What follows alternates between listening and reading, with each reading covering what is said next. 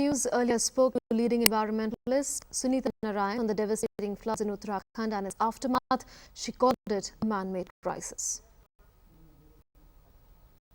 It's being dubbed as the Himalayan tsunami, a crisis of titanic proportions. Scores have been killed in the Uttarakhand crisis. With me is Sunita Narain from the Center of Science and Environment. Ma'am, welcome to Doordarshan News. Ma'am, first thing first, ma'am, everyone's mind, this question is raging.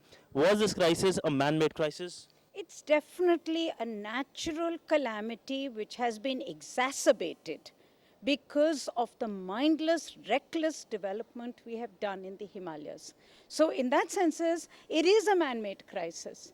The other fact is that it is a man-made crisis because it has direct links to climate change. Ma'am, can the crisis be reduced if people there would have adhered to the laws and regulations which are present there? Well, two things need to be done. One, local people definitely need to adhere to the laws and the regulations. You would have seen the images of houses collapsing. And the question that has been in all our minds is, why were the houses built at the river in the first place? There are laws that don't allow you to build at the river bank.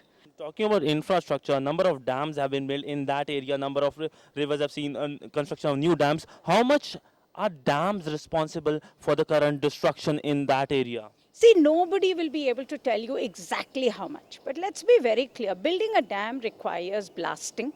It requires shaking up the earth. But what you are doing is to build as there is no tomorrow.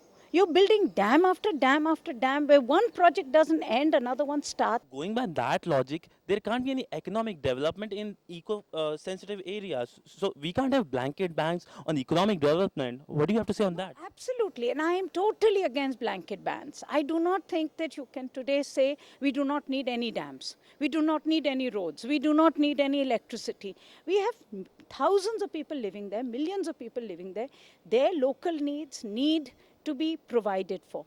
But what we are against is the kind of reckless growth that we have seen. So what we need is development which is mindful of environment. Ma'am, my last question is on climate change. Recently, the World Bank said that the monsoon pattern is going to change. Could we see such kind of fluctuation in the climate, like the monsoons coming early, intensification of heat in coming years? Yeah, very good question. This is what is worrying everyone. The fact is that there is now more and more evidence that the monsoons are getting to become more intense, more extreme, and more unseasonal.